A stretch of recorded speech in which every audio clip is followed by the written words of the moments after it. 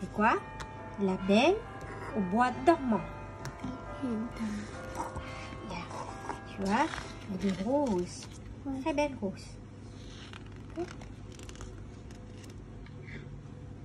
Il était une fois une reine et un roi qui ont une petite fille. Tous les fées du royaume furent nommées ses marraines et lui donnent des dons merveilleux. Elle sera belle, intelligente et gracieuse. Mais vieille fée, vexée de ne pas avoir été conviée, annonça: un jour, la jeune enfant se blessera la main en filant la laine et en mourra. Ça fait peur, hein? Cette terrible prédiction fit frémir l'assemblée. Mais une fée, la plus jeune d'entre elles, qui n'avait pas encore prononcé son vœu, déclara: Hélas! Je ne peux défaire ce qui a été fait. La princesse se blessera bien la main avec un fuseau, mais elle n'en mourra point. Elle tombait dans un profond sommeil de 100 ans, au bout duquel un prince viendra la réveiller. Et là, un prince va lui réveiller.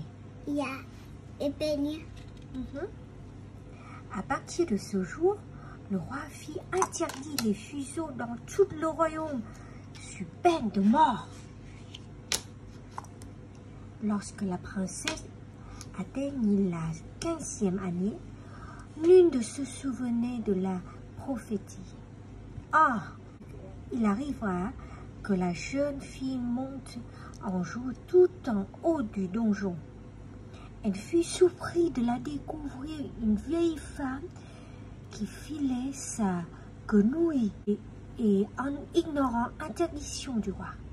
« Que faites-vous là ?» demanda la princesse. « Je file de la laine, mon enfant. »« Cela doit être amusant. Puis-je essayer ?»« Bien volontiers, » répondit la vieille femme en lui tendant son fuseau. Alors, quand la princesse s'en saisit, elle se laissa la main et tomba évanouie sous le sol. Le roi fut aussitôt appelé et, se souvenant de la prédiction de la méchante fée, fit porter sa fille dans ses appartements. La bonne fée, qui lui avait sauvé la vie bébé, endormit le roi, la reine et toute la cour, afin qu'il se réveillât en même temps que la princesse. Tout autour du palais poussent des ronces, des buissons à épines et des arbres géants, ni homme ni bête aura pu entrer.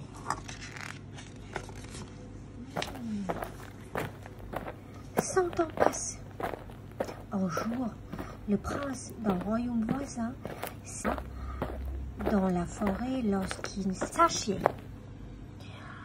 Il aperçut, surpris, les tours du château et demanda à un vieil homme qui en était le propriétaire.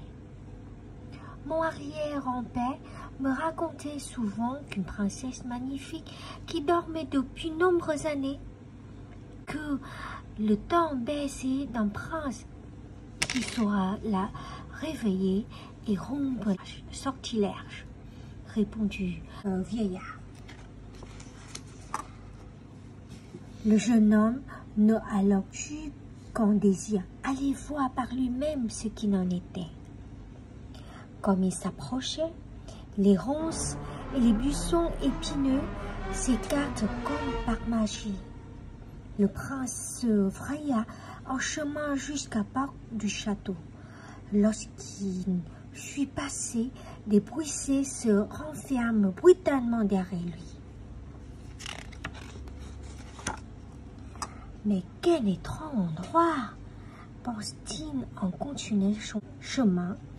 Partout autour de lui, les gardes, même des bêtes dormant qu'en sommeil profond. La vie dans le château semblait comme suspendue. Et tout le monde fait dodo, là. Lorsque le prince arrive enfin dans les appartements de la princesse, il vit une jeune fille d'une grande beauté allongée sur un lit de fleurs. Son éclat resplendissant lui allait en plein cœur. Il s'en s'approche et il se mit à genoux devant elle, puis avec une extrême douceur, l'embrassa comme ça. La princesse s'éveilla aussitôt, regarda tendrement le jeune homme. « Est-ce que vous, mon prince ?» Au même moment, tout le château s'éveilla. Chacun reprit ses activités au moment où il les avait laissées. Le roi et la reine retrouvent le fils avec joie. Les grandes fêtes furent organisées. Ouais, les grandes fêtes, exact. Le prince épousa la princesse. Ils vécurent heureux longtemps et eurent des beaux enfants.